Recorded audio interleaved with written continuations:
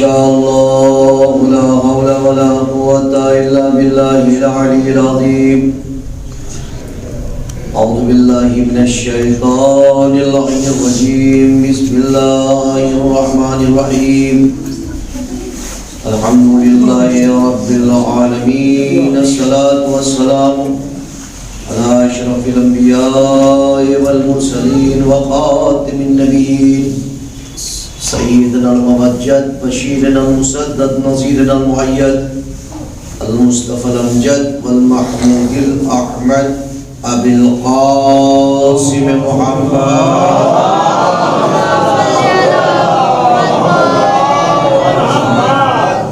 وعلى أهل بيته الطيبين الطاهرين المعصومين ولعنة الله على أعدائهم أجمعين من الآن إلى قيام يوم الدين. أما بعد فقد قالت فاطمة الزهراء صلوات الله عليها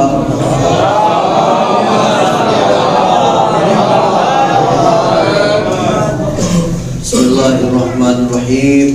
فلما اختار الله لنبيه دار أنبيائه صلوات محمد وعلى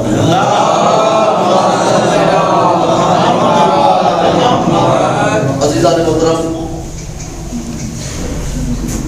ماتمداران حضرت زہرا، کل ہماری جو گفتگو ہوئی تھی، آج آخری مجلس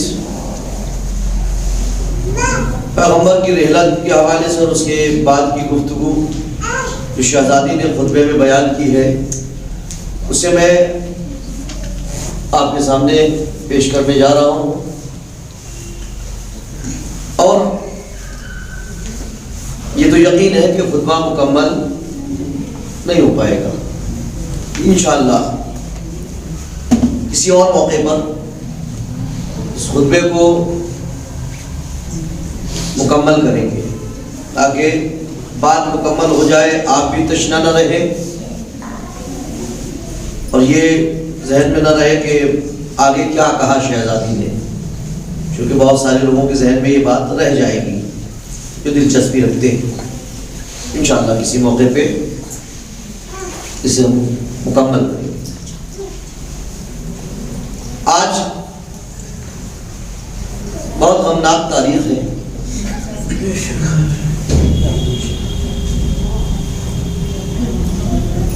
عاشورہ ہوا ہی اس وجہ سے ہے کہ آج سن ہوا. اگر در زہرا پر آگ نہ جلتی تو کربلا میں آگ نہ لگتی. علماء اہل سنت نے لکھا ہے، عالم اہل سنت نے یہ بات لکھی، عاشورہ سے کم نہیں ہے یہ تاریخ. بہرحال ہم اور آپ پرسہ دینے کے لیے بیٹھے ہیں امام وقت. بہترین پرسہ تو یہی ہے کہ شہزادی کی کچھ گفتگو آپ کے سامنے پہنچا سکے اور ان کی مسائل پہنچا سکے. ایک عظمت شہزادی زہرا پر صلوات اللہ.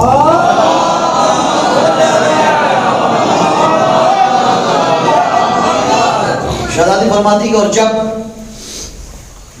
پروردگار عالم نے اپنے نبی کے قیام کے لیے پیغمبروں کی راہ زرا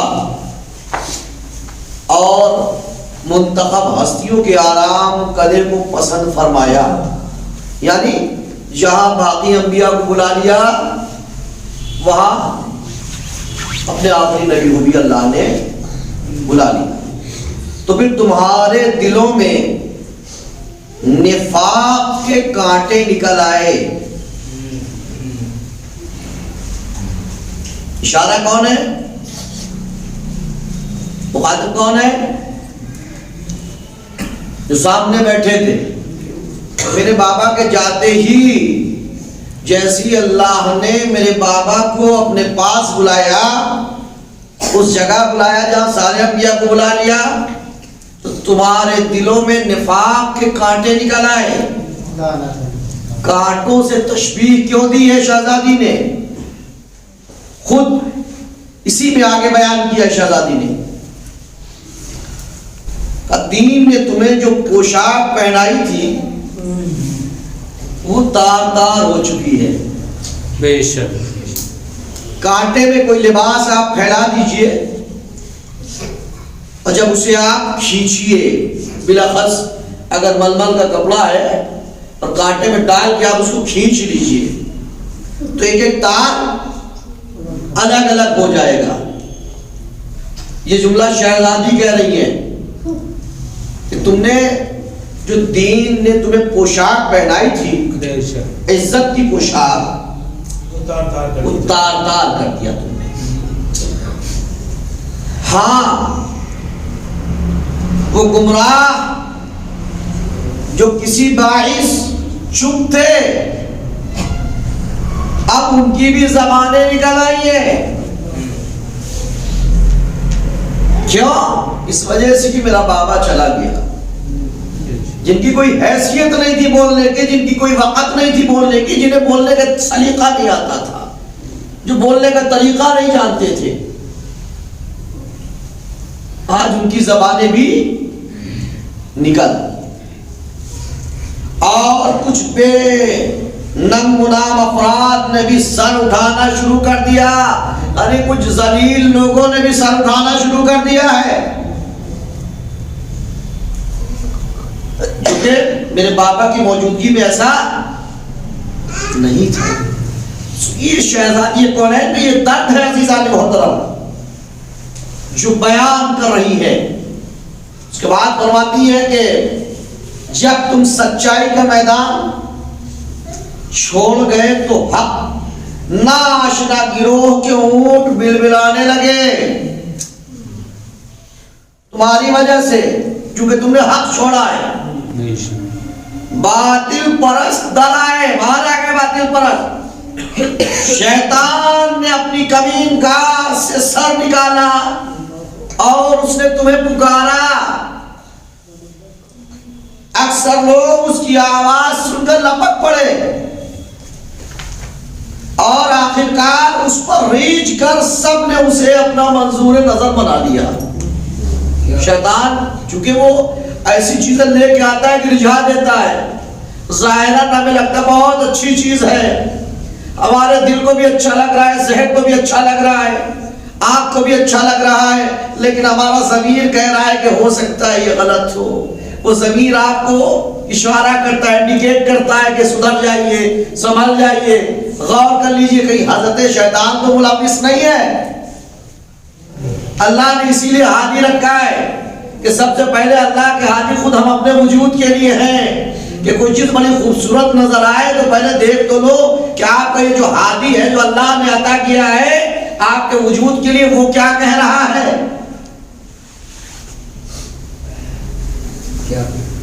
فرمایا نتیجتاً، اس کا نتیجہ یہ ہوا کہ اس نے تمہیں اپنے ڈھرے پر لگایا. شیطان تو یہی چاہتا ہے کہ سب کو اپنے ڈھرے پہ لگا دے. کس کو ڈھرے پہ لگائے گا؟ جو شراب پیتا ہے اسے نہیں لگائے گا، وہ تو لگے ہوئے ہیں. انہیں لگائے گا جو نماز پڑھ رہے ہیں، جو راہ راست پہ ہیں. وہ انہیں لانے کی کوشش کرے گا کہ جو ہمارے لشکر ہے اور اضافہ ہوتا رہے. تو ہوشیار کسے رہنا ہے؟ شراب پینے والوں کو یا نیک راہ پر چلنے والوں کو؟ نیک راہ پر چلنے والوں کو ہمیشہ ہوشیار رہنا ہے. یہ نہ سوچے کہ ہم نماز پڑھیں. جو جتنا زیادہ خدا کے نزدیک ہے اتنا زیادہ شیطان اس کے نزدیک ہے. شیطان اتنا ہی زیادہ اسے ٹارگیٹ کرتا ہے جو جتنا زیادہ خدا کے نزدیک ہوتا ہے. لیکن جو خدا کے نزدیک ہو جاتا ہے پھر شیطان کو ذلیل اور رسوا ہونا پڑتا ہے اور ذلیل ہو کر کے جانا پڑتا ہے. اب بہت ساری چیزیں بتائیے کہ ہم شیطان کو کیسے رسوا کر سکتے ہیں. صلوات پڑھیں محمد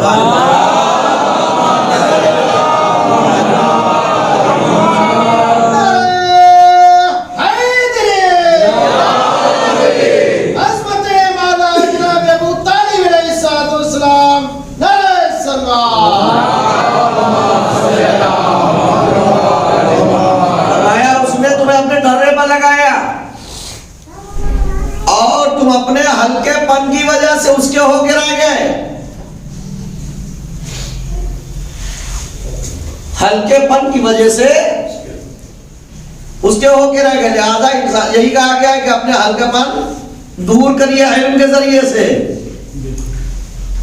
پھر وہ تمہارے جذبہ غضب کو بھڑکانے میں کامیاب رہا. یعنی یہ شہزادی سب کے لیے بتا رہی ہے کہ جب بھی غضب و غیظ آئے, غصہ آئے, تو زیادہ ہوشیار ہو کہ اس وقت شیطان ضرور بھڑکائے گا. شیطان ایسے موقعوں کی تلاش میں ہوتا ہے. بعد میں انسان پچھتاتا ہے, ہم نے غصے میں ایسا کر دیا. غصے میں کیا چونکہ شیطان نے آپ کو بہکایا. غضب کو بھڑکاتا ہے اور تم آپے سے باہر آ گئے. تم آپے سے باہر آ گئے, دوسروں کے اونٹوں پر نشان لگا کر انہیں ہتھیانے لگے.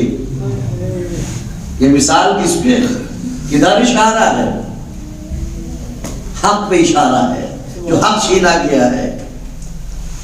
دوسروں کے اونٹوں پر نشان لگا کر ہتھیانے لگے, پرائے گھاٹ کو اپنا گھاٹ بتانے لگے.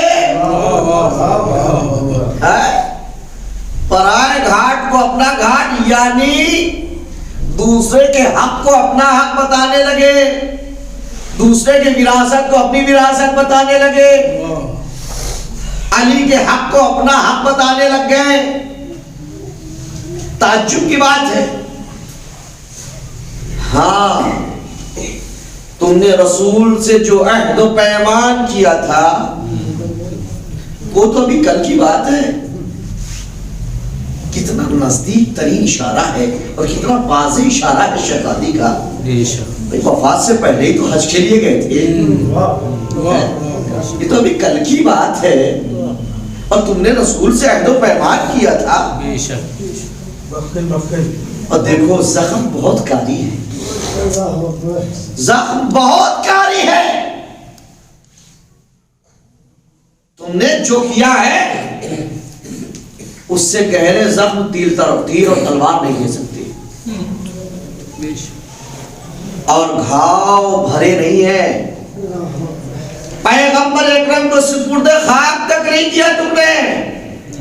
تم بیٹھے باتیں کر رہے ہو, پیغمبر کی وراثت چاہتے ہو, پیغمبر کی نیابت چاہتے ہو, تم نے تو پیغمبر کو سپرد خاک بھی نہیں کیا ہے. تم نے اس بہانہ بھی بتا دیا جو بہت سے بھولے بھالے مسلمان آج بھی کہتے ہیں کہ صاحب فتنہ پھیل جاتا. تو شہزادی نے تو اسی وقت یہ جملہ کہہ دیا تھا کہ تم نے اس بہانے کہ کہیں کوئی فتنہ نہ کھڑا ہو جائے, جلدی سے جو کرنا تھا کر گزرے. ہاں, مگر یاد رکھو کہ تم ایک بہت بڑے فتنے میں پھنس گئے ہو. بے شک تمہیں بہت بڑے فتنے میں پھنس گئے. بے شک. اور جہنم نے کافروں کو گھیر رکھا ہے. حیرت ہے, تم نے یہ سوچا کیسے؟ جو تم نے کیا ہے تم نے یہ سوچا کیسے؟ تم کدھر جا رہے ہو؟ خدا کی کتاب تمہارے درمیان موجود ہے اور اس کی تمام باتیں واضح ہیں. بے شک. تم قرآن کی باتیں کر رہے تھے نا, کہ قرآن مجید میں کیا کیا موجود ہے, واضح دلیل ہے. اگر بحث کرنا ہے آپ قرآن سے بحث کرو. اب بنا کون قرآن سے بحث کرتا جسے سورہ بقرہ نہ یاد ہو پایا ہو؟ وہ فاطمہ سے کیا قرآن سے بحث کرے گا جو خود قرآن ہے؟ صلوات پڑھ محمد والے.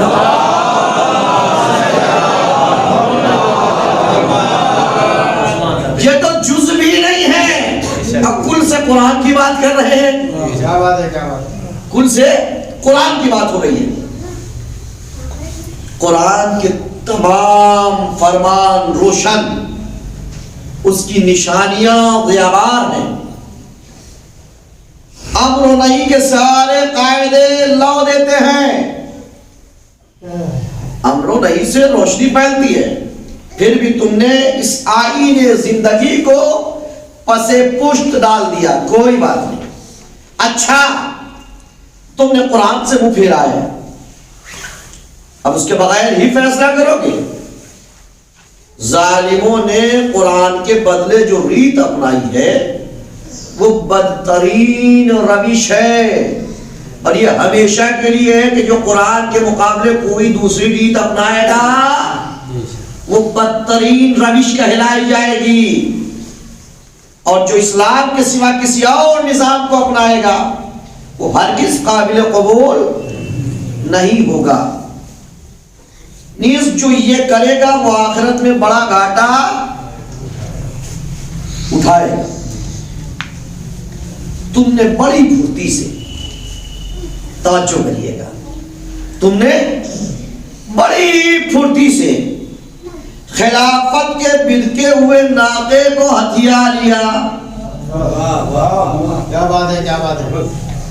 خلافت کے بدکے ہوئے ناقے کو اپنا لیا، اتنا بھی انتظار نہ کر سکے کہ پہلے رام کر لیتے، پہلے اسے قابو کر لیتے تب سواری کرتے۔ بدکے ہوئے گھوڑے میں جس نے بھی سواری کی ہے وہ عہدہ منہ الٹے منہ گرا ہے، یہ ہمیشہ رہا ہے۔ اور اس کے بعد اسے تم قابو کرتے تب اس کی مہار تھامتے۔ خیر، اس کے بعد تم سب نے مل کر فتنوں کی آگ سلگائی اور ہنگاموں کے شعلے بھڑکائے۔ اتنا ہی نہیں کہ تم نے حق چھین لیا، فتنوں کی جو آگ بھڑکائی ہے کیا وہ کم ہے؟ گمراہ شیطان کی پکار کو لبیک کہنے لگے۔ ہائے دین کے اجالوں کو دھوپ اندھیروں میں بدل دیا۔ فاطمہ کو اتنی تکلیف آخر ہے کیوں؟ سبب یہ ہے فاطمہ نے عمارت بنانے میں، جو اسلام کی عمارت بنی ہے اس میں خون پسینہ دیا ہے۔ فاطمہ نے بھوک برداشت کی ہے، فاطمہ نے روزے رکھے ہیں، باپ کی تکلیفوں کو دیکھا، شوہر کی مظلومی کو دیکھا، سب کچھ دیکھا۔ سوات میں محمد بات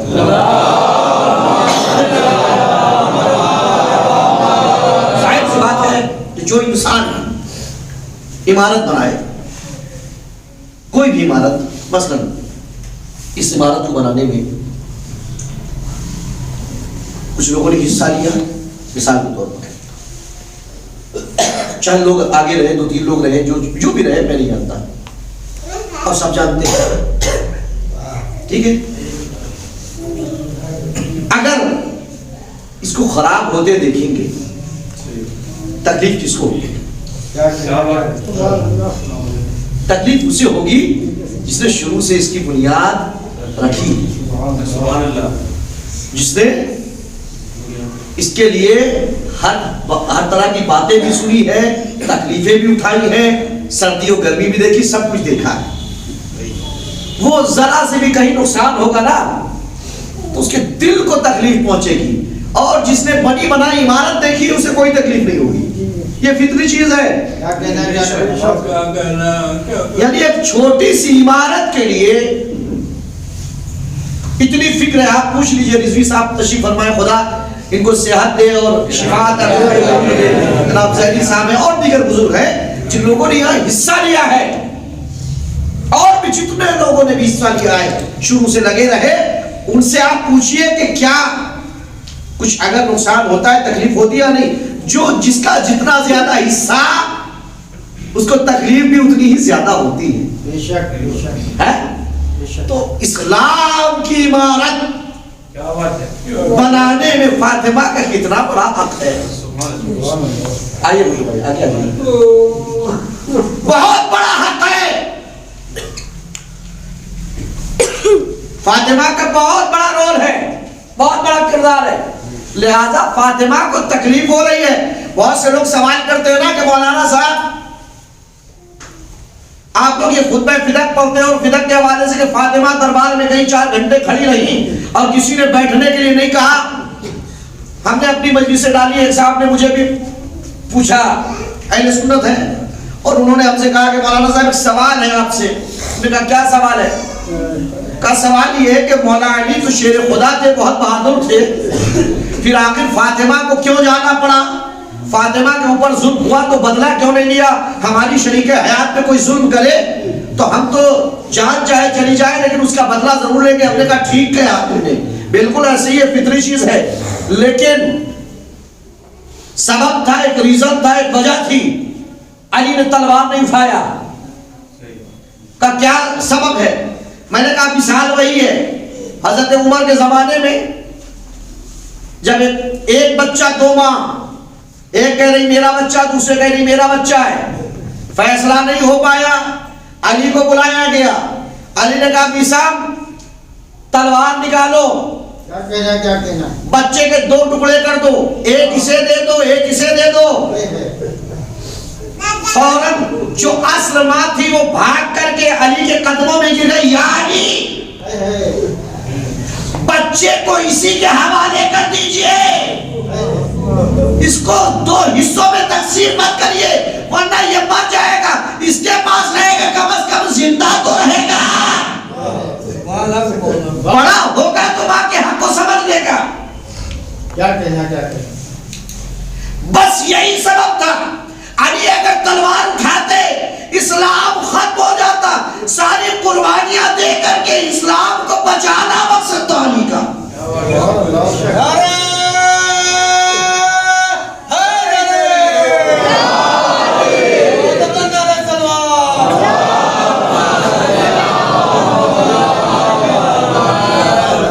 اس وجہ سے علی نے تلوار نہیں اٹھائی ہے. اگر تلوار اٹھا لیتے تو دین ختم ہو جاتا. معلوم تھا کہ دین چاہ رہے تھے لوگ دشمن کہ دین کسی بھی طرح سے ختم ہو جائے, لیکن وہ علی نے تمام تکلیفوں کو برداشت کیا ہے. ایک صلوات پڑھیں محمد والے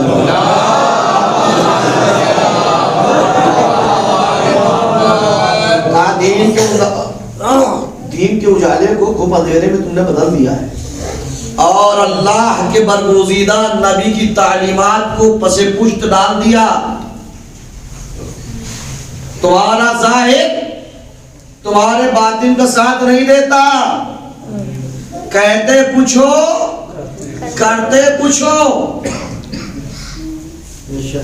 ظاہر و باطن میں کوئی مطابقت نہیں ہے.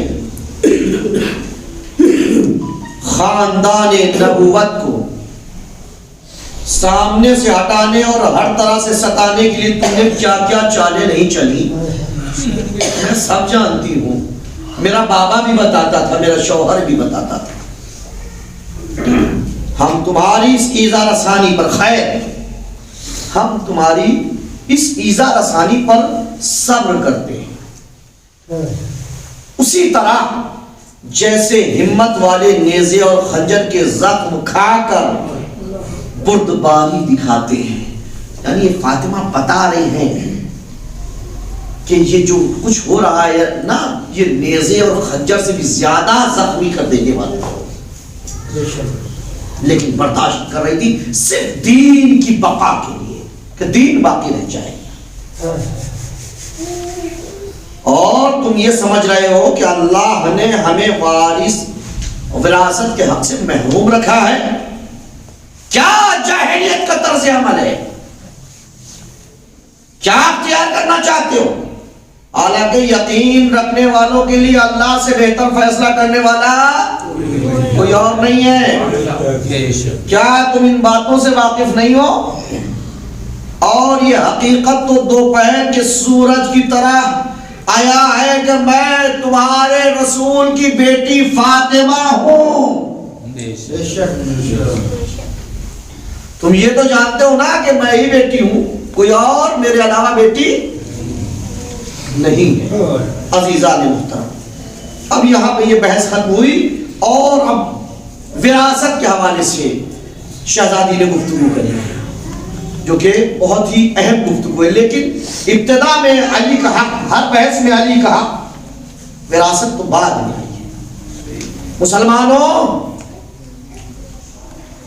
کیا تم یہ چاہتے ہو کہ میں اپنے قانونی حق اپنے ورثے سے زبردستی محروم کیے جانے پر خاموش رہوں؟ اے مسلمانوں کیا خیال ہے تمہارا؟ اے ابو قحافہ کے بیٹے،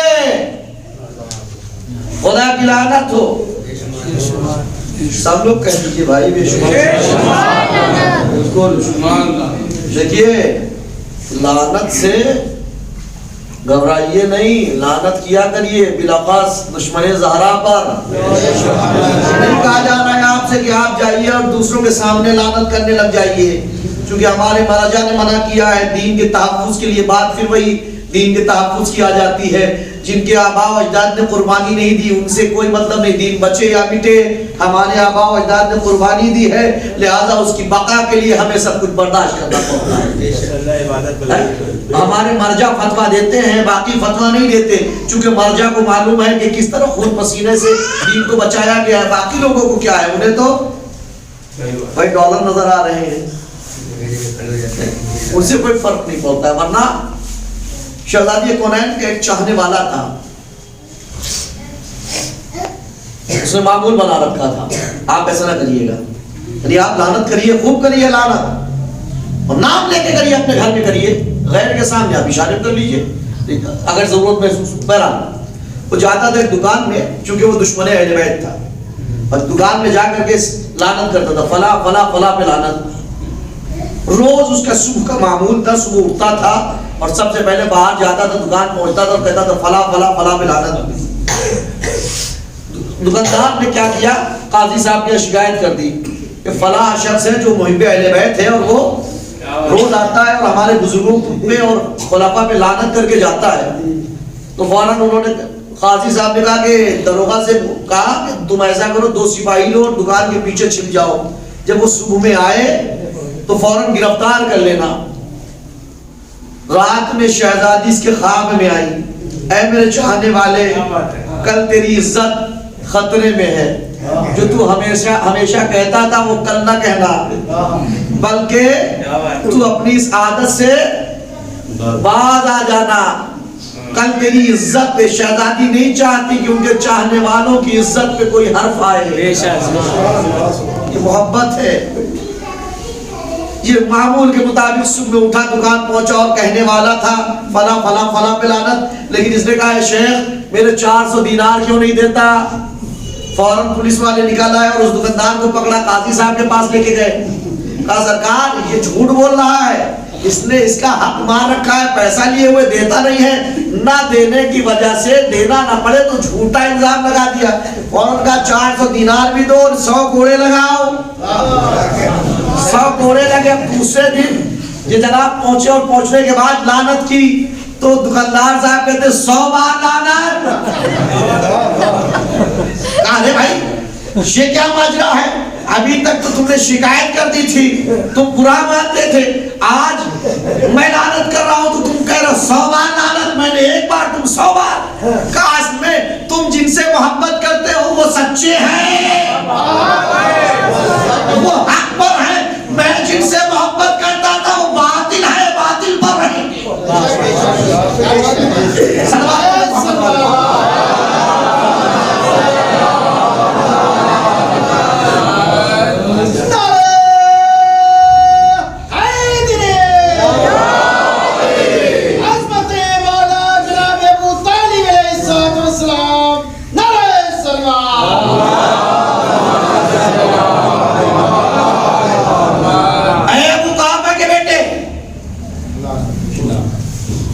کیا خدا کی کتاب میں یہ لکھا ہوا ہے کہ تمہیں تو اپنے باپ کا ورثہ مل جائے اور مجھے اپنا ترکہ پدری نہ مل پائے، میں اپنے باپ کے ورثے سے محروم رہ جاؤں؟ یہ بڑے اچنبھے میں ڈال دینے والی بات ہے، یہ بات سمجھ میں آنے والی نہیں ہے کہ تم تو اپنے باپ کے ورثے کے حقدار بنو اور میں محروم رہ جاؤں۔ اچھا بتاؤ تو صحیح، قرآن کی باتیں کرتے ہو نا، بتاؤ تو صحیح، تم لوگوں نے جان بوجھ کر خدا کی کتاب سے رشتہ توڑ رکھا ہے اور اسے پیٹھ کے پیچھے ڈال دیا ہے، ورنہ قرآن تو چیخ چیخ کے کہہ رہا ہے، قرآن بلند آواز سے کہہ رہا ہے کہ سلیمان داؤد کے وارث قرار پائے، اور یحییٰ ابن زکریا کے بارے میں ارشاد ہوا قرآن مجید میں، جناب یحییٰ نے دعا کی تھی کیا؟ پروردگارا تو اپنے کرم سے مجھے ایک ایسا جانشین مرحمت فرما جو میرا بھی وارث ہو اور آل یعقوب کا بھی ورثہ اسے ملے۔ قرآن یہ کہہ رہا ہے یا نہیں؟ جو بھی میرا وارث ہو اور آل یعقوب کا بھی وارث ہو۔ اس خدا بند عالم اس کے آگے بھی ارشاد فرما رہا ہے، اور اللہ کی کتاب میں کہ خون کا رشتہ رکھنے والے ہی ایک دوسرے کے زیادہ حقدار ہیں۔ خون کا رشتہ تو میرے علاوہ کسی کا ہے نہیں میرے بابا سے، بے شک بے شک۔ اس کے علاوہ یہ بھی اس کا فرمان ہے، اللہ تمہاری اولاد کے بارے میں یہ ہدایت کرتا ہے کہ مرد کا حصہ دو عورتوں کے حصے کے برابر ہے، یعنی عورت بھی حقدار ہوتی ہے۔ میں تو تنہا کوئی مرد نہیں ہے۔ اچھا یہاں ایک مسئلہ بھی ہے، آج بھی بہت سارے والدین یہ سوچتے ہیں کہ بیٹی کا کوئی حق نہیں ہوتا، بس شادی کر دی کام تمام، جبکہ بیٹی کا بھی حق ہوتا ہے اور اس کا بھی ورثہ ہے، اس کو دیا جائے۔ غور کریے گا، علماء سے تفصیلی مسئلہ پوچھ لیجئے گا، ورثے میں کتنا حق ہے، کتنے پرسنٹ حق ہے، سب آپ کو معلوم ہو جائے گا، لیکن حق ہے۔ اس کے بعد پھر بھی اسی کا حکم ہے، یعنی اللہ کا حکم ہے کہ اگر کوئی مرنے والا کچھ مال و دولت چھوڑ جائے تو والدین اور دوسرے رشتہ داروں کے لیے حسب دستور وصیت کر جائے۔ یہ پرہیزگاروں پر ایک حق ہے۔ کیا کرے، ہمارے یہاں بھی انتظار ہوتا ہے کہ جب آخری دن آئے گا تب وصیت کریں گے، ورنہ وصیت تو جب عقل آ جائے تب کر دیں۔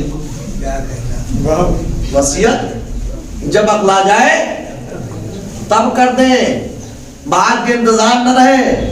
کتنے لوگ اسی انتظار میں چلے گئے کہ آخری وقت آئے گا تو وصیت کریں گے، اور بولنے تک کا ٹائم نہیں ملا، اللہ کیا پہنچ گئے۔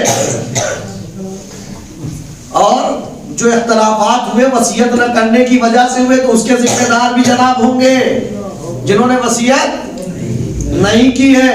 لہذا اس کے بارے میں بھی آپ علماء سے دریافت کریے۔ آپ کو معلوم ہوگا باقاعدہ آیت اللہ مراشی نجفی نے وصیت نامہ لکھا تھا، آج بھی کتاب موجود ہے، چھوٹا سا کتابچہ ہے، وصیت نامہ، انہوں نے وصیت کی۔ آیت اللہ مراشی نجفی کون؟ قم میں ان کا آزا خانہ تھا اور لائبریری ہے ان کی، دنیا کی تیسری سب سے بڑی لائبریری ہے آیت اللہ مراشی نجفی کی لائبریری۔ روایت اللہ مراشی نجفی جن کے والد نجف میں تھے، وہ 40 دن مسلسل مولا علی کے روضے پہ جا کر کے دعا مانگتے تھے کہ ہمیں فاطمہ زہرا کی قبر کی زیارت کرا دیجئے۔ میں کیسا بیٹا ہوں کہ اپنی ماں کی قبر کی زیارت سے محروم ہوں۔ تو ان کو خواب ہوا، دکھایا کہ وہ راز ہے، فاطمہ کی قبر کا پتہ نہیں بتایا جا سکتا، البتہ اگر تم زیارت کرنا چاہتے ہو تو قم جاؤ، فاطمہ معصومہ قم کی زیارت کرو۔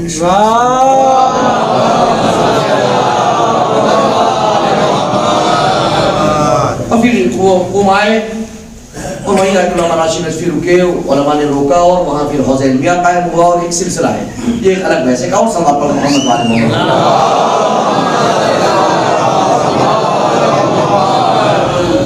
پھر بھی تم سمجھتے ہو کہ میری کوئی حیثیت نہیں ہے، ہماری نگاہ میں یہی ہے، میری کوئی حیثیت نہیں ہے، میں کوئی حق نہیں رکھتی ہوں، میں اپنے باپ کی وارث نہیں، میرا ان سے کوئی رشتہ نہیں، بتاؤ تو صحیح، اللہ نے تمہارے لیے کوئی ایسی خاص آیت نازل کی ہے جس کا اطلاق میرے باپ پر اور میرے اوپر نہیں ہوتا، صرف تمہارے اوپر ہوتا ہے؟ ہو تو مجھے بھی بتاؤ۔ اور کہیں یہ تو نہیں سمجھتے ہو، بہت عجیب جملہ کہا ہے شہزادی نے، اور یہ تو نہیں سمجھتے ہو کہ دو الگ الگ مذہب رکھنے والے ایک دوسرے کے وارث نہیں ہو سکتے؟ یعنی میرا مذہب الگ، میرے بابا کا مذہب الگ، کیا ایسا خیال تو نہیں ہے؟ ایک کلمہ پڑھنے والوں ضمیر کو جھنجھوڑ رہی ہے، کلمہ پڑھنے والوں سچ بتاؤ، میں اور میرے باپ ایک دین ایک مذہب سے تعلق رکھتے تھے یا نہیں؟ اس سے بڑی بات کیا ہو سکتی ہے؟ یا پھر تم لوگ قرآن کے خاص اور عام احکام کے بارے میں میرے بابا اور میرے شوہر سے زیادہ جانتے ہو؟ جبھی میرے باپ کو نہیں معلوم، میرے شوہر کو نہیں معلوم، مجھے نہیں معلوم، تمہیں پتا ہے؟ افسوس کا مقام ہے وہ لوگ گفتگو کر رہے ہیں قرآن کے حوالے سے جو سامنے قرآن خود ہے۔ سبحان اللہ، سبحان اللہ، نعرہ سلوات۔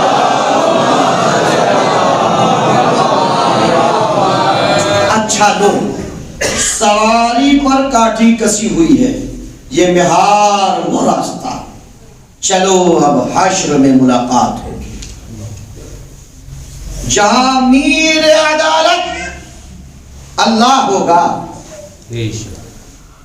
یعنی سردار عدالت اللہ ہوگا جو بہترین فیصلہ کرنے والا ہے۔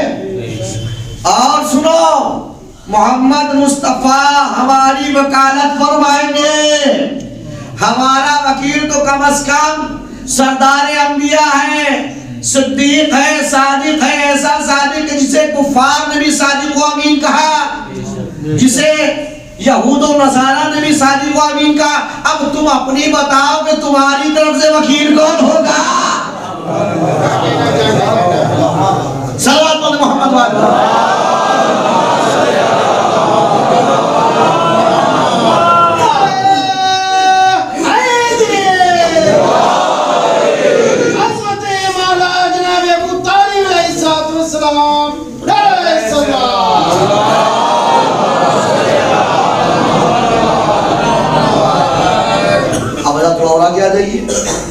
آگے بعد میں بھی جو لوگ اگر آئیں تو ان کو تکلیف کم ہو گئے۔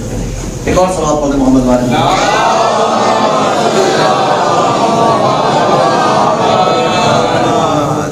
سنو، داوری کی جگہ سے قیامت ہے، عدالت کی جگہ قیامت ہے، اور جب وہ گھڑی آئے گی تو سارے باطل پرست نقصان اٹھائیں گے۔ تم جتنے بیٹھے ہو باطل پرست ہو، تم سب کے سب نقصان اٹھاؤ گے، حتیٰ ان کی پیروی کرنے والے بھی نقصان اٹھائیں گے۔ اس وقت پچھتانے سے کچھ نہیں ملے گا، اس وقت پچھتائیں گے، کاش کہ ہم نے یہ نہ کیا ہوتا۔ اور ہر خبر اپنے وقت پر ظاہر ہوتی ہے، جلد ہی تمہیں معلوم ہو جائے گا کہ اس عذاب کی زد میں کون آ کر رسوا ہوتا ہے اور کون سدا رہنے والی مصیبت کس پر نازل ہوتی ہے۔ عزیزان محترم، یہ شہزادی کی گفتگو اب جماعت انصار سے گفتگو کی ہے، اور یہ جماعت انصار کی گفتگو اور اس کے بعد ربط مسائل۔ جماعت انصار سے گفتگو جو کی ہے بہت اہم گفتگو ہے، بہت جھجوڑا شہزادی نے۔ پھر آپ نے انصار کی طرف متوجہ ہو کر فرمایا، اے جوان مردوں، بڑا ذکر کرتے تھے، بڑا ناز تھا اپنی جوان مردی پر، ملت کے بازوؤں، اسلام کی مدد کرنے والوں، میرے حق میں یہ غفلت، یہ تساہلی، اس درجہ تساہل، اور میرے ساتھ انصاف کرنے میں اتنی کوتاہی کا کیا مطلب ہے؟ ناانصافی کا کیا اللہ کے رسول اور میرے پدر نامدار نے یہ نہیں فرمایا تھا کہ جن شخصیتوں کی تعظیم کی جائے یہ درد ہے فاطمہ زہرا کی. تھک گئی تھی, اتنی دیر گفتگو کی ہے, کسی نے نہیں کہا بیٹھنے کے لیے. جن شخصیتوں کی تعظیم کی جائے ان کی اولاد کا احترام بھی ضروری ہے.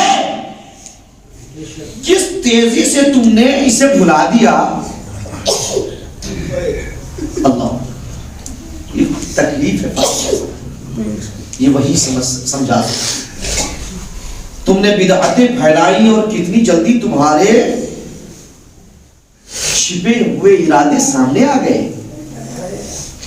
حالانکہ میرے مقصد میں تعاون کر سکتے تھے, تمہارے اندر قدرت تھی اور میرا منشا پورا کرنے کی تم سکت بھی رکھتے تھے. یہ نہیں کہہ سکتے کہ صاحب ہمارے اندر طاقت نہیں تھی, ہم نہیں کر سکتے تھے. یہ سب اس وجہ سے کہہ رہی ہیں کہ انصار کو اگر مورخین لکھیں انصار کے بارے میں تو کچھ لوگ آ جائیں گے ان کے دفاع میں, چونکہ اہل بیت کے دفاع میں کم لوگ آتے ہیں, دشمنوں کے دفاع میں زیادہ آتے ہیں, تو دفاع میں آ جائیں گے. نہیں, انصار نے تو صاحب کوشش کی تھی لیکن مجبور تھے. فاطمہ نے سب کے چہروں سے نقاب اتار دیا, کوئی مجبور نہیں ہے, جو چاہتا فاطمہ کے حق میں آواز بلند کر سکتا تھا. کیا اب تم یہ بہانہ بناؤ گے کہ محمد تو اس دنیا میں نہیں رہے؟ ہاں, ان کی رحلت ایک عظیم سانحہ ہے, ان کی رحلت ایک عظیم حادثہ. اسلام کی عمارت میں وہ دراڑ پڑی ہے جو وقت کے ساتھ چوڑی ہو رہی ہے, اور مصیبتیں آتی ہیں تو وقت کے ساتھ ساتھ بھر جاتی ہیں. لیکن پیغمبر کا جانا جیسے جیسے وقت بڑھ رہا ہے وہ دراڑ چوڑی ہوتی جا رہی ہے. بہت بڑا رخنا ہے, ایسا شگاف جسے کسی طور نہیں بھرا جا سکتا. ان کے رخصت ہو جانے سے زمین پر اندھیرا چھا گیا. اس حادثے کے باعث سورج گہرا گیا ہے, چاند کی روشنی پھیکی پڑ گئی, ستاروں کی رونق جاتی رہی, سارے ارمان خاک میں مل گئے, ایمان اور پہاڑوں کی شان و شوکت میں فرق آ گیا ہے. پیغمبر کریم کے سفر یاترا سے نہ ہماری کوئی عزت رہی اور نہ حضور ہی کے احترام کا لحاظ رکھا گیا. تم لوگوں نے پیغمبر کے جانے کے بعد نہ ہم لوگوں کی عزت رکھی ہے, نہ پیغمبر کی عزت کا خیال رکھا کہ دفن کرنے کے لیے آ جاتے, 2 مشت خاک ڈال دیتے, 1 مشت خاک ڈال دیتے آ کر کے. تم نے اس کا بھی خیال نہیں کیا اور ہماری عزت و احترام کا تو کوئی خیال کیا ہی نہیں. بخدا یہ بہت بڑی واردات اور عظیم حادثہ ہے. میرے بابا کا جانا بھی حادثہ, یہ معمولی بات نہیں ہے, یہ حادثہ ہے, قتل ہے. اور جو کچھ ان کے بعد ہو رہا ہے یہ سب حادثہ ہے. صحن عالم میں نہ اس جیسا کوئی دل دہلا دینے والا واقعہ پیش آیا اور نہ چشم فلک نے کبھی ایسی کوئی مصیبت دیکھی. اللہ کی کتاب نے پیش گوئی کر دی تھی, لوگ قرآن حکیم کی ان آیتوں کو اپنے گھروں میں شام و سحر زور زور اور دھیمی آواز میں خوش الحانی کے ساتھ پڑھتے تھے. موت برحق ہے اور قبل ازیں کہ خدا کے بھیجے ہوئے تمام نبیوں کو اس صورتحال سے دوچار ہونا پڑا. یہ قدرت کا ایک عظیم حتمی فیصلہ ہے کہ جو سب کو جانا ہے. یہ قدرت کا عظیم حتمی فیصلہ ہے. محمد بس اللہ کے ایک رسول ہیں, ان سے پہلے اور بھی پیغمبر گزر چکے ہیں. اب اگر وہ وفات پا جائے, سنیے گا, شہزادی نے واضح کر دیا ہے, اب اگر یعنی پیغمبر اب اگر وہ وفات پا جائے یا قتل کر دیے جائے تو کیا تم پیچھے کی طرف پھر جاؤ گے؟ یعنی شہزادی نے دونوں بات کہہ دی ہے, وفات یا قتل. تحقیق دنیا کرے تو کیا تم پھر جاؤ گے؟ اور جو منحرف ہوگا اس سے اللہ کو کوئی نقصان نہیں پہنچے گا. کیا اللہ کو نقصان پہنچے گا؟ ساری دنیا منحرف ہو جائے, خدا کی خدائی پر کوئی فرق نہیں پڑے گا. البتہ جو خدا کے شکر گزار بنتے ہیں انہیں اس کا صلہ دے گا. ہاں اے قیلہ کے فرزندوں. قیلہ کون؟ عرب میں یہ ہوتا تھا کہ جب کسی کو سب سے آخری حد میں جب وہ کسی بھی طریقے سے بات نہ مان رہا ہو تو ایسی ہستی کے ذریعے سے ان کو خطاب کرو کہ جس سے وہ بہت محبت کرتے ہو اور جو پاک دامن بھی ہو, پاک بھی ہو, عزت دار ہو, ہر طریقے سے اس کا پاس و لحاظ رکھا جاتا ہو. تو یہ قیلہ کون ہے؟ یہ قیلہ جو ہے انصار کے مشہور و معروف دو قبیلے اوس و خزرج, دو مشہور و معروف قبیلے, ان دونوں کا جن محترم خاتون سے تعلق ہے اور جو قابل فخر نسبت رکھتے ہیں ان کا نام قیلہ بنت اسد کاہل. کیا نام؟ قیلہ بنت اسد کاہل. اور یہ اوس و خزرج کے لوگ فخر کرتے تھے ایک دوسرے سے, دوسرے قبیلے والوں سے جب بحث کرتے تھے, گفتگو کرتے تھے تو کہتے تھے جانتے نہیں ہم قیلہ کے بیٹے ہیں, جانتے نہیں ہم قیلہ کے فرزند ہیں, تمہیں معلوم نہیں ہم قیلہ کے فرزند ہیں. تو فاطمہ نے بھی آواز دی کہ بہت قیلہ قیلہ کرتے تھے نا, بہت زیادہ تم نام لیتے تھے, واقعی وہ قابل فخر خاتون تھی. تو اے قیلہ کے فرزندوں شاید ضمیر جاگ جائے, اس وجہ سے نام کیا, شاید ان کا ضمیر جاگ جائے, بیدار ہو جائے.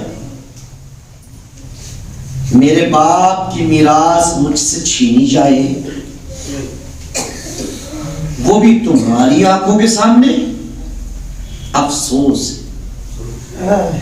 تم سن رہے ہو, تمہاری محفلوں میں اس کے تذکرے ہیں, تمہارے مجموعوں میں اس کے چرچے ہیں, میری آواز بھی تم تک پہنچ چکی ہے اور میری بات سے تم سب آگاہ ہو.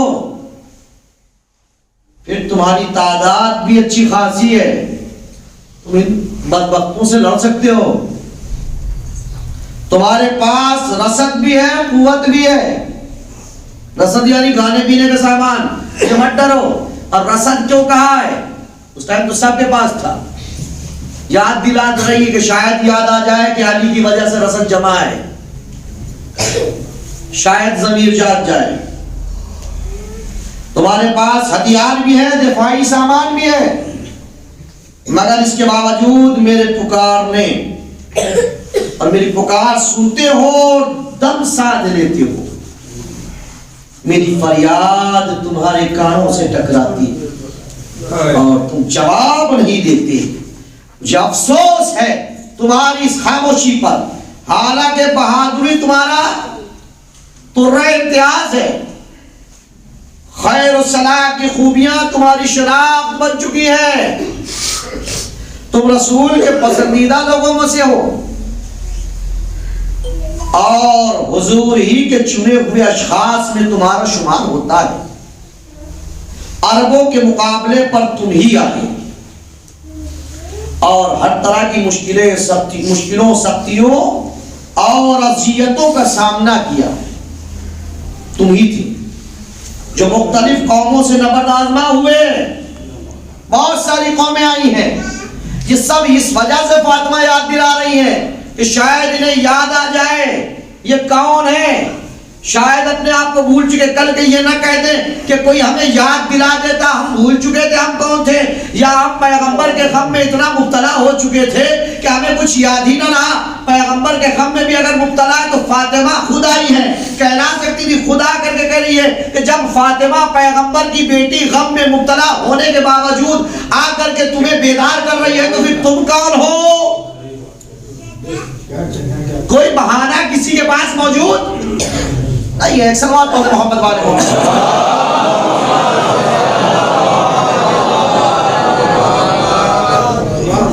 ہاں تم نے بڑے بڑے جہادوں کا سر جھکایا ہے, تم نے ہمیشہ ہمارا ساتھ دیا ہے، ہماری بات مانی، ہم نے جو کہا اسے دل سے منظور کیا ہے، یہاں تک کہ اسلام کا دامن پھیل کر ہمگیر بنا اور اس کے ثمرات سب کا مقصوم قرار پائے۔ شرک کے نعرے دبے، جھوٹ کا زور ٹوٹا، اور اس کے بعد فرماتی ہے تاخیر تو نہیں ہو رہی ہے، نعرہ سلوات،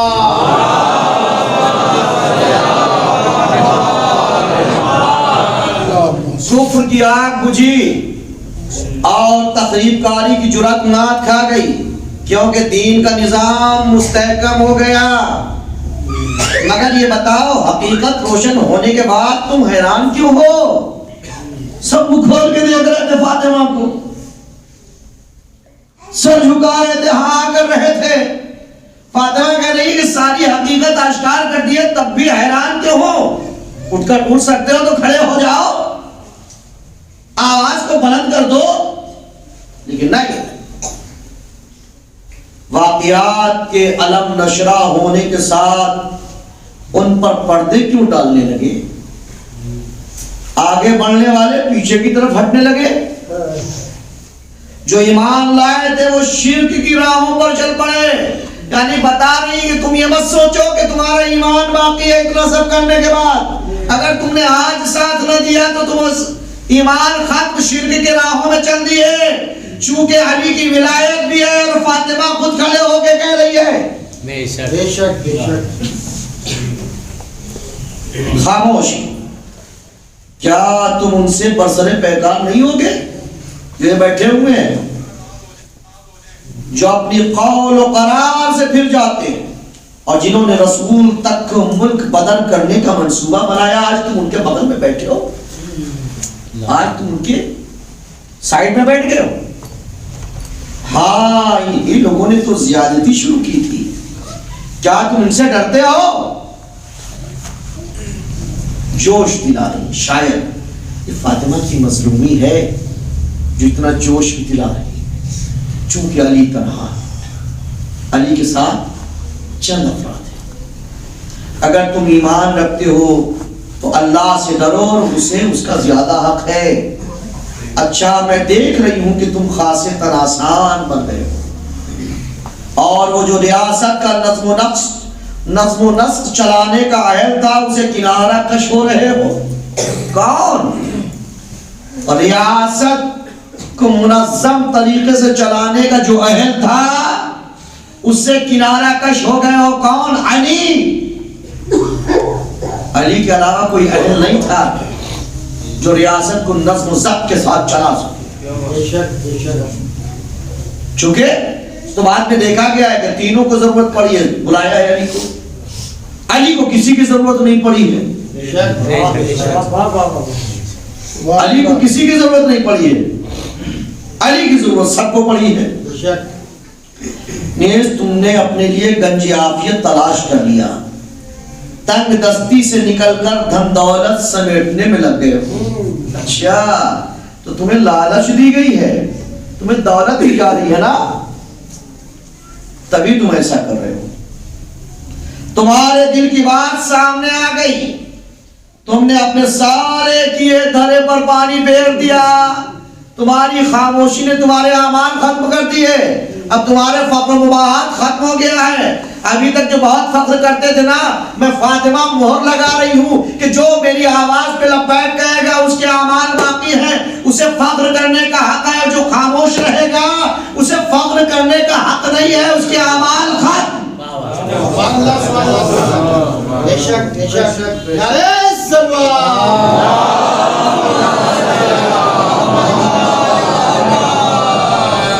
اور اگر تم اور زمین کے سارے باسی بھی کفر کو اپنا شعار بنا لیں تو بھی اللہ بے نیاز اور قابل ستائش ہے۔ مجھے جو کہنا تھا وہ کہہ چکی ہوں، اور یہ ساری باتیں اس علم و یقین کی بنیاد پر تھیں بے شک کیا کہنا کیا؟ کہ بے وفائی تمہارے خون میں گردش کر رہی ہے، پیمان شکنی تمہارے ذہن و فکر پہ چھا چکی ہے. اب درد سنیے فاطمہ کا کر رہی ہیں اور اس گفتگو کو درد کا لاوا جانا جو بے اختیار ابل پڑا ہے. کیا لاوا کو کبھی کوئی دبا پایا ہے؟ لاوا بے اختیار ابلتا ہے، کوئی دبا نہیں پاتا. بس فاطمہ کہہ رہی ہیں کہ اس گفتگو کو درد کا لاوا جانو جو بے اختیار ابل پڑا ہے. صبر کیا ہے، بہت صبر کیا ہے فاطمہ نے. کلیجے کی آگ تھی جو ایک دم بھڑک اٹھی تھی، تاب و تمام جواب دے رہی تھی، رنج و غم حدوں سے گزر چکا تھا. پھر سب سے بڑی بات یہ ہے کہ اتمام حجت کرنا چاہتی تھی. کہیں ایسا نہ ہو کل کے مورخ ٹکے میں بکنے والے یہ لکھ دے کہ اگر فاطمہ یاد دلا دیتی تو حق دے دیا جاتا، فاطمہ یاد دلا دیتی تو فلاں فلاں تو کم از کم ساتھ میں کھڑے ہو جاتے. میں اتمام حجت کرنے کے لیے آئی ہوں قیامت تک کے لوگوں کے لیے کہ سب دیکھ سکے کہ فاطمہ بنفس نفیس گئی تھی، جا کر کے زمینوں کو ہلایا تھا، لیکن بے ضمیر کوئی نہیں. جو اٹھ کے کھڑا ہوتا سب بے ضمیر ہو گئے تھے، کوئی باضمیر نہیں بچا تھا. اتمام حجت تھی، فاطمہ نے ہلایا. اتمام حجت کر اقتدار کے اونٹ کو سنبھالو اور اس پر پالان کس لو، مگر خیال رہے کہ اس کی پیٹھ لہو لہان اور پیر زخمی ہے، آسان نہیں ہے. پھر ناجائز قبضے کا داغ کبھی مٹنے والا نہیں ہے. ناجائز قبضہ کیا ہے؟ علی کی خلافت ناجائز قبضہ ہے، اور یہ رہتی دنیا تک یہ ناجائز کا دھبا کبھی نہیں مٹے گا جب تک غلطی مان کر کے موجودہ لوگ در اہل بیت پہ نہیں آ جاتے. اور یہ دھبا ہی ہے جو ہر جگہ رسوا کرا رہا ہے. رسوائی اسی وجہ سے ہو رہی ہے. نیز ایک اہم پہلو یہ بھی ہے کہ اس خدا کا غضب نازل ہوگا اور ہمیشہ کے لیے ننگے خلائق بن جاؤ گے. کیا کہہ رہی ہے جتنے لوگ بیٹھے ہیں؟ خدا کا عذاب نازل ہوگا تمہارے اوپر. عذاب کیا ہوگا؟ جو بد دعا اسی وقت فاطمہ دے کر کے اٹھی ہے، دے کر کے چلی ہے. کیا بد دعا دی ہے؟ ہمیشہ کے لیے ننگے خلائق بن جاؤ گے، یعنی مخلوق خدا کے سامنے ہمیشہ ذلیل و رسوا ہوگے.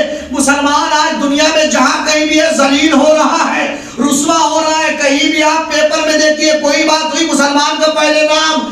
کیوں ایسا ہو رہا ہے؟ اس وجہ سے کہ فاطمہ کی بد دعا ہے.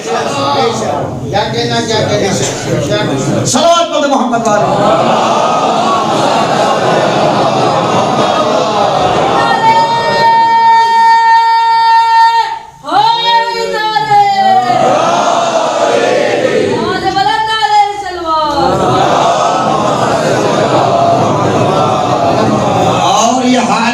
اللہ کی برگائی ہوئی آگ سے وابستہ ہے جس کی لپٹ دلوں تک پہنچی ہے.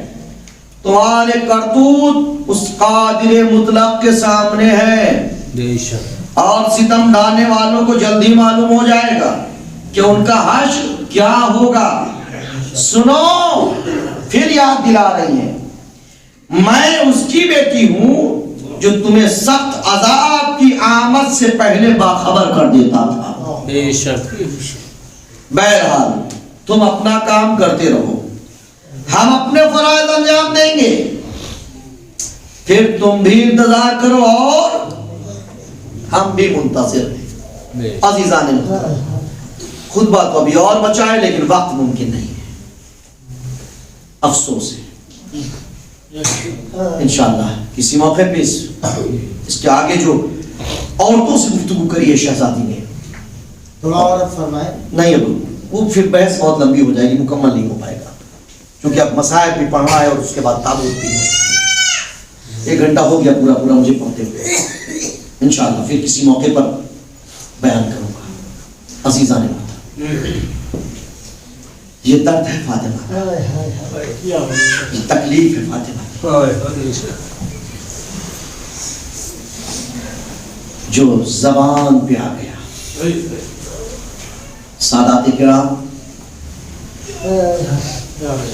آپ پرسہ دینے کے لیے آئے، فاطمہ کا پرسہ لینے کے لیے آج پیغمبر بھی آئے،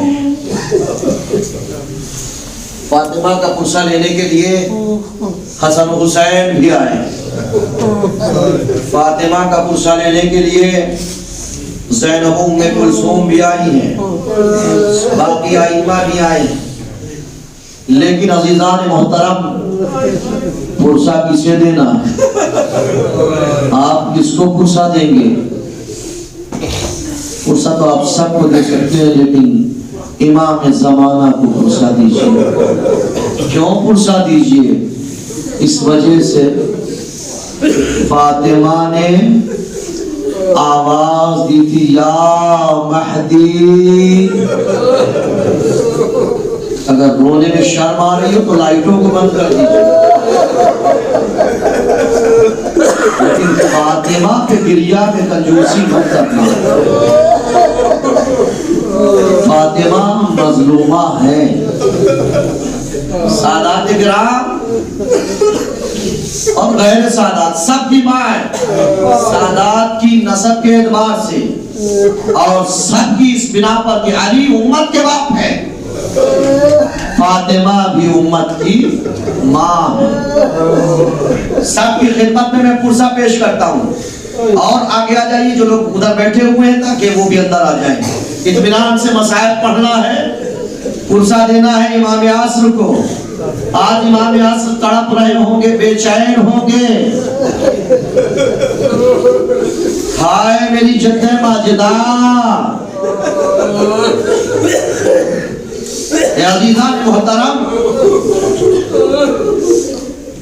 امام محمد باقر علیہ السلام فرماتے ہیں اس لکڑی کا اندازہ لگائیے کہ لکڑی کی تیز آگ جلنے والی تھی لکڑی اور دیر تک رہنے والی تھی۔ امام فرماتے ہیں کہ وہ لکڑی ہمارے یہاں محفوظ ہے اور ہم انتقام لیں گے اپنی جد ماجدہ کا اسی لکڑی سے، ان لوگوں کو جلائیں گے جنہوں نے فاطمہ کو جلایا۔ مسلسل مصائب سن رہے ہیں فاطمہ کے حوالے سے۔ تصور کریے عزیزان محترم، پسلیاں ٹوٹی ہوئی ہیں فاطمہ کی، پسلیاں ٹوٹنے کے باوجود ایک دن کام خود کر رہی ہے، ایک دن فاطمہ فضا کو۔ اے عزیزان محترم، ایک ذاکرین بعض لوگ پڑھتے ہیں ایک بات جو عقل میں نہیں آتی، وہ یہ کہ حسنین علیہ السلام کھیلنے گئے ہوئے تھے۔ پہلی بات یہ کہ امام کھیلتے نہیں ہیں، چلے جاتے ہیں۔ بہت سی امام کے واقعات موجود ہیں کہ بچے کھیل رہے ہیں، امام الگ کھڑے ذکر خدا کر رہے ہیں۔ اور دوسری بات یہ ہے کہ جب فاطمہ کو معلوم ہے کہ میں جانے والی ہوں، کیا حسن و حسین کو اپنے سے دور کریں گی؟ میں نے آیت اللہ طیب آقا جزائری سے سنا تھا، ایام فاطمیہ پہ انہوں نے ایک مجلس پڑھی تھی، اللہ ان کے درجات کو بلند کرے۔ انہوں نے کہا کہ فاطمہ اپنے بچوں کو بیٹھاتی تھی اور بالخصوص زینب سے کہا کرتی تھی زینب حسین کا خیال رکھ،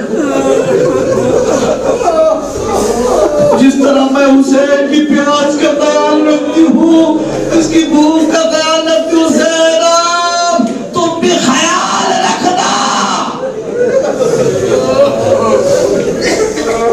حسین تمہارے حوالے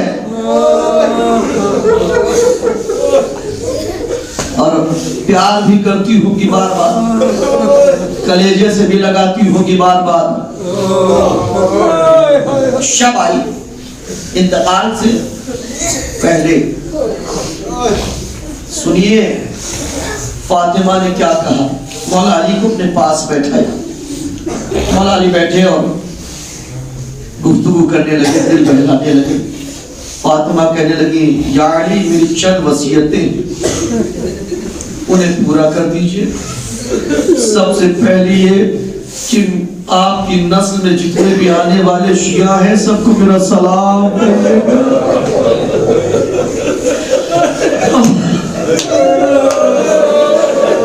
اللہ نے مظلومی زہرا جو آپ کو سلام کہہ رہی ہے. یعنی آپ مجھے غسل و کفن دیجئے گا،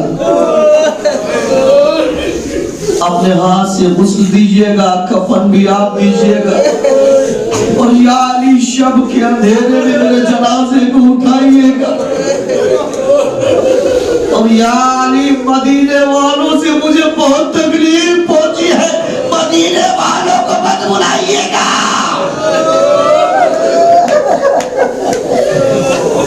فاطمہ کے جنازے میں کل 14 افراد تھے جو علی کے ساتھ تھے. مدینہ مسلمانوں سے بھرا تھا. فاطمہ صرف 3 سے نہیں سب سے ناراض گئی ہے. کوئی نہیں کھڑا ہوا کہ فاطمہ کی بات پہ لبیک کہتا. جبھی تو منع کر دیا یا علی مدینے والوں کو مت بلائیے گا. اجرکم اللہ. ایسے لیکن گریہ نہیں کرو عزیزان محترم. آج حسن و حسین بھی آئے. تصور کریے ذرا جن کربلا کی مائیں کربلا کی ماں کو غصہ دیتے ہیں چونکہ ان کے سامنے ان کے بچے گزر گئے، لیکن حسن و حسین کو غصہ دیجئے کہ ان کے سامنے ماں گزر گئی. ماں کا گزر جانا اور وہ بھی فاطمہ جیسی ماں.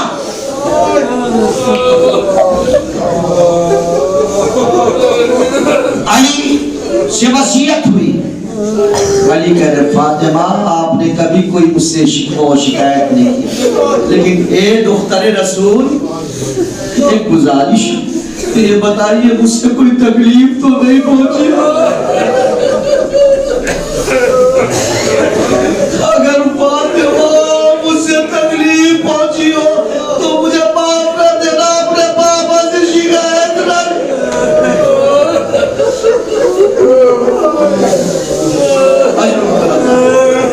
وصیت وہ دن آیا فاطمہ جو آج کا دن 3 جمعہ جس میں فاطمہ اس دنیا سے رخصت ہوئی. حسنین علیہ السلام نے سر سے امامہ پھینکا، علی نے امامہ پھینکا. بیت الشرف میں موجود ہے. معلوم ہے کیا ہوا؟ علی نے وصیت کے مطابق غسل کا اہتمام کیا. تاریخ میں 3 ہی مقام ملتے ہیں جہاں غسل دینے والوں کی حالت متغیر ہوئی، چیخ مار کے روئے. ایک حالت ہے جب امام زین العابدین کو غسل امام باقر دے رہے تھے، غسل دیتے ہوئے جب کروٹ بدلا تھا جسم میں نشان دیکھے تھے تو چیخ مار کے روتے ہائے میرا مظلوم بابا. قید خانے شام میں جب سکینہ کو غسل کے لیے کرتا اتارا جانے لگا، کرتا نہ اترا تو غسالہ نے کہا کیا کوئی بیماری تھی؟ امام جی اعتماد کے کہتے نہیں کوئی بیماری نہیں تھی.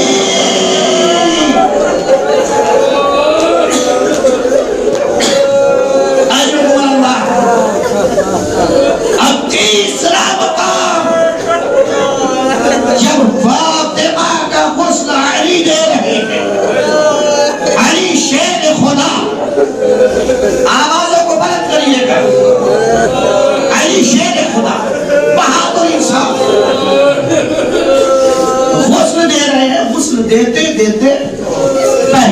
سے ہاتھ ہٹانا چاہ رہے ہیں، لیکن فاطمہ کا ہاتھ ہٹ نہیں رہا تو علی نے کہا فاطمہ پہلو سے ہاتھ ہٹا دیجئے۔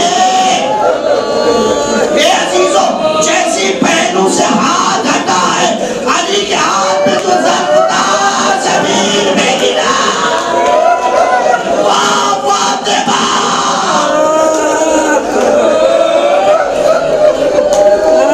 واہ فاطمہ کہہ کر کے علی چکر ہونے لگا، خوش سہارا دیا گیا۔ جب چیخ مارتے فاطمہ یا فاطمہ ہوئے، بیویوں میں قرآن کہا جو چاہنے والے صحابہ تھے وہ گریہ کرنے لگے۔ حسن دے کر کے جب باہر آئے، سلمان، قیسم اور دیگر صحابہ نے ہاتھوں کو جوڑ لیا۔ شاہ علی، ہم اتنے زمانے سے آپ کے ساتھ ہیں، لیکن کسی مارکے میں آپ کو ایسے چیخ مار کے روتے نہیں دیکھا، لیکن آج آپ چیخ مار کے رو رہے ہیں۔ وہ علی جو ہمیشہ دوسروں کو سہارا دیتا تھا، آج خود علی سلمان کے کاندھے پہ سر رکھ کے رونے لگا۔ اے سلمان، فاطمہ کی پسلیاں ٹوٹیں۔